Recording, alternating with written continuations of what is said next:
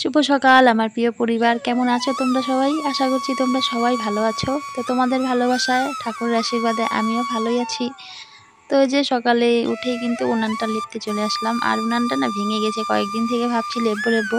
তো এই যে সপ্তাহে কিন্তু ৩ দিন ২ থেকে ৩ দিন কিন্তু উনানটাকে লেপতে হয়। আর আমাদের এখানটা না মাটিগুলো একদমই ভালো না। বেলে মাটি তো মানে লেপলে পরেও ভেঙে যায়, কিন্তু শক্ত মাটি হলে মাটিটা পুড়লে আরও শক্ত হয়।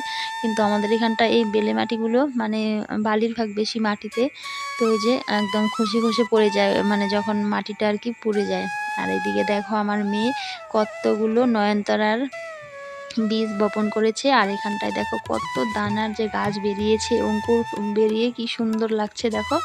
আর এদিকে দেখো এই যে পাতা কাটছিল, তো বাগানে এই যে দেখো চারপাশটা কত সুন্দর লাগছে, একদম সবুজে ঘেরা কিন্তু গ্রাম।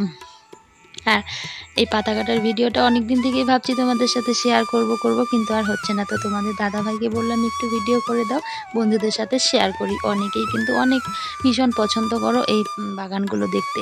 এর জন্যই তোমাদের জন্যই কিন্তু এই ভিডিওটা আজকে শেয়ার করলাম। তো এই যে দেখো কীভাবে পাতা কাটছে। তো আগে কিন্তু এভাবে পাতা কাটতো না, তো আগে কিন্তু হাত দিয়ে পাতা কাটতো, কাঁচি দিয়ে হাত দিয়ে কাটতো। আর এখন এই যে দেখো মেশিন বেরিয়ে গেছে, এখন সবার বাগানে শুধু মেশিন আর মেশিন। আর আগে মহিলারা পুরুষরা মিলে কিন্তু বেশিরভাগই মহিলারাই থাকতো, পাতাগুলো কিন্তু কাঁচি দিয়ে কাটতো। আমার বিয়ে হওয়ার পরে আমি কিন্তু দেখেছি ওভাবেই কাটতো। তো এই যে ইদানিং ৪-৫ বছর থেকে কিন্তু এইদিকে এখন এই যে মেশিনেই কিন্তু প্রচুর মানে পাতাগুলো কাটা হয়। তারপরে আমি এই যে কিছু করি জোগাড় করতে চলে গেলাম।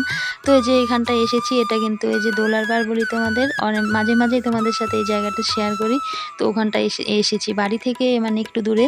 তো এখানটায় আমাদের একটা গাছ ছিল অনেক বড়, তো এই গাছটা আজকে কেটেছে, তো অনেক শুকনো ডাল পড়ে আছে। তো ভাবলাম ডালগুলো কুড়িয়ে নিয়ে যাই, তো রান্না হয়ে যাবে, ২ দিনের মতো রান্না হয়ে যাবে খড়িগুলো কিন্তু।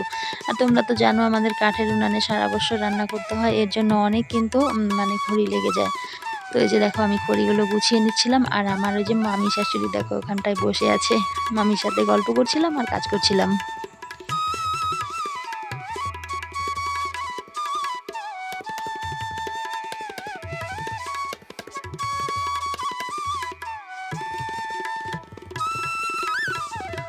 দেখো আমাদের এখানটায় একটা বড় একটা নিম গাছ ছিল, সেটাকে কেটে দিয়েছে আজকে। আর এখানটায় দেখো কত পাখির বাসা হয়েছে। আর এই যে গাছটা এখানটায় কেটে রেখেছে। আর মামির দেখো কত ছাগল, তো মামি এই যে এখানটায় ছাগল নিয়ে বসে আছে। তো দেখো মামির কত ছাগল, 10টা ছাগল মামির। তো মেয়ে যে সাইকেল চালাচ্ছে, তো আমি এই যে খড়ি নিতে আসলাম, এখানে অনেক খড়ি পড়েছে। আর এখানটা জানো পাখির ডিমও পড়েছে গাছটা থেকে, অনেক পাখির ডিম।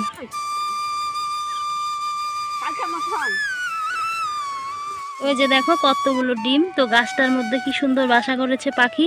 তো এখানটায় যে ডিমগুলো দেখো, কি পাখির ডিম জানি না, কিন্তু দেখো অনেকগুলো ডিম, 5টা ডিম এখানটায়। তো ডিমগুলো আর ফুটবে না। আর বাসাটা কত সুন্দর করে বানিয়েছে দেখো।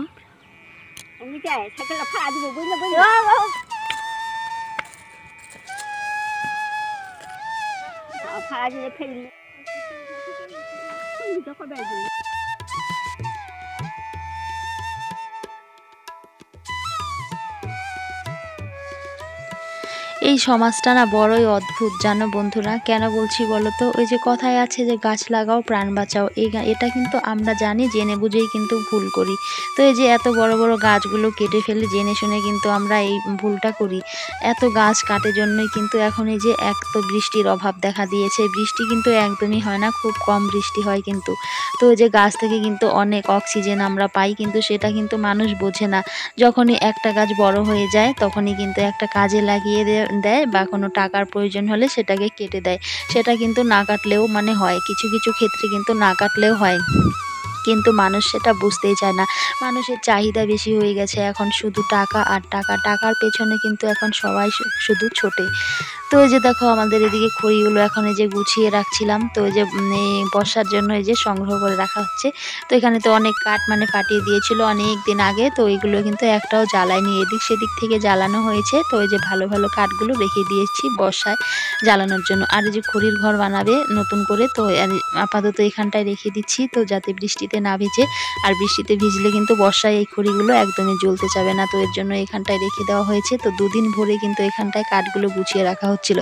তো যে মা একটু আগে করেছিল, মা আর হচ্ছে আমার যা মিলে। তো তারপরে আমি তো দুপুরে রান্না করেছিলাম। তো দুপুরে রান্নাবান্না সেরে বিকেলে কিন্তু আমি আবার কিছু কাঠ আরও বাকি ছিল, সেগুলো কিন্তু আমি আবার এনে কিন্তু রাখছিলাম। আর দেখো কত বড় কিন্তু ঢিবি হয়ে গেছে, অনেক বড় ঢিবি হয়ে গেছে। এটা যদি ভেঙে চুরে পড়ে তাহলে কিন্তু একদম মানে সব খড়ি আবার কিন্তু নতুন করে গোছাতে হবে। তো এর জন্যই আস্তে আস্তে খড়িগুলোকে সাজিয়ে সাজিয়ে কিন্তু রাখছিলাম। তো বন্ধুরা, এই যে ভালো মন্দ নিয়েই কিন্তু আমাদের এই সমাজ, আমাদের এই সংসার। তো ভালো মন্দ সব কিছুকেই কিন্তু মানিয়ে নিয়ে আমাদের কিন্তু এই সংসার কিন্তু করতে হয়। মেয়েদের দেখো একটা কথাই শুধু বলে যে সব কিছু মানিয়ে নিতে হয়। তো মানিয়ে নিতে নিতে দেখবে কোনো এক সময় তোমার পিঠটা কিন্তু দেয়ালে ঠেকে যায়। তো এই যে কিছু কিছু মানুষ দেখবে কিছু কিছু সংসারে আছে, তোমাকে দেয়ালের দিকে ঠেলতে ঠেলতে তোমাকে একদম দেয়ালের সঙ্গে পিঠটাকে কিন্তু লাগিয়ে দেয়। সেটা মানে অনেক ক্ষেত্রেই দেখা যায়, কিছু কিছু ফ্যামিলিতে আছে যে তোমাকে এভাবে মানে টর্চার করবে না, হাতে করবে না, মুখেও করবে না, কিন্তু ব্যবহারে তোমাকে বুঝিয়ে দেবে যে তোমাকে মানে কীরকম চোখে তোমাকে দেখে, কি নজরে তোমাকে দেখে। সেটা যার সঙ্গে হয় সেই শুধু বুঝতে পারে কিন্তু যে আমার সঙ্গে এরকমটা করছে। আদার্স কিন্তু অন্য কোনো কেউ কিন্তু সেটা বুঝতে পারবে না যে তোমার সাথে এই ব্যবহারটা করছে।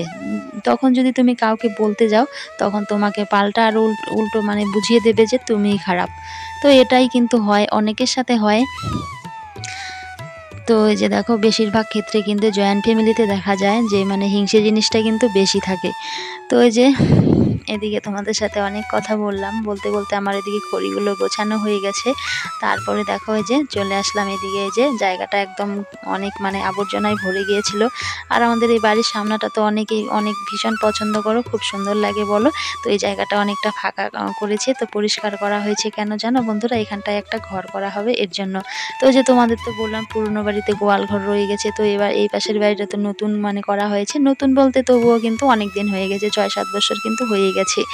তো 6-7 বছর বললে ভুল হবে, মানে আমার বিয়ে তো হয়েছে 12 বছর প্লাস হয়ে গেছে। তো আমার বিয়ের পরে থেকেই কিন্তু এই ঘরটা শুরু করেছিল।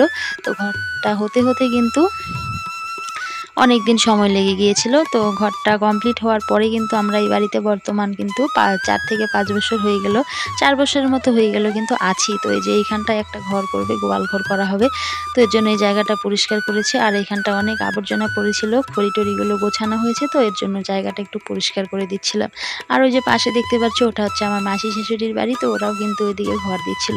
তো এই যে বর্ষা আসার আগেই কিন্তু সবাই মানে ঘরদোরগুলো ঠিক করছে। তো আমাদের গ্রামে কিন্তু বেশিরভাগ এরকমটাই হয়, ঝড় বৃষ্টি আসার আগে আগে বর্ষা আসার আগে আগে কিছু কিছু কাঁচা ঘর থাকে ভাঙাচোরা, সেগুলোকে কিন্তু একটু মেরামত করে নিতে হয়। তো তোমাদের যে কথা বলছিলাম যে জয়েন্ট ফ্যামিলিতে থাকলে অনেক কিছুই মানিয়ে গুছিয়ে নিতে হয়, কিন্তু সব সময় এত মানিয়ে নিতে নিতে গুছিয়ে নিতে নিতে না নিজের অস্তিত্বটাই তখন আর থাকে না, তখন আর ইচ্ছে করে না নিজেকে তখন মানে নিজের জায়গায় রাখি বা নিজেকে মানে বাঁচিয়ে রাখি। এক একটা সময় এতটা খারাপ লাগে, এতটাই মানে ইসে হয় যে নিজেকে মনে হয় যেন আর রাখবোই না বা নিজেকে মানে বাঁচিয়েও রাখবো না, এরকমটা মনে হয়। কিন্তু তখন ওই যে দেখবে সব মেয়েদেরই একটা পিছু টান থাকে, বেশিরভাগ মেয়েদেরই ছেলে মেয়ে বাচ্চা কাচ্চা হয়ে গেলে তাদের মুখের দিকে তাকিয়ে কিন্তু সব সহ্য করে কিন্তু মানিয়ে নিতে হয়। আর যখন তুমি কাউকে কিছু বলতে যাবে তখন তো সেটা মানে বলবে যে তোমাকে কি ওরা খেতে কষ্ট দেয়, পড়তে কষ্ট দেয়, কোনো কিছু থেকে তোমাকে কষ্ট দেয়, কিন্তু সেটা তো আর লোকে বুঝবে না যে তার সাথে কীরকমটা হয় ব্যবহার। যার সাথে হয় ব্যবহারটা সেই বুঝবে একমাত্র। আর বাড়িতে কিছু কিছু লোক আছে তারা মানে দেখেও না দেখার ভান করে থাকে, আর তাদের কাছে বলতে গেলেও তো তখন তোমাকেও কিন্তু নিজেই খারাপ হতে হয় যে তুমি তখন খারাপ। তো এই যে এরকমটাই হয় কিন্তু অনেকের সাথে।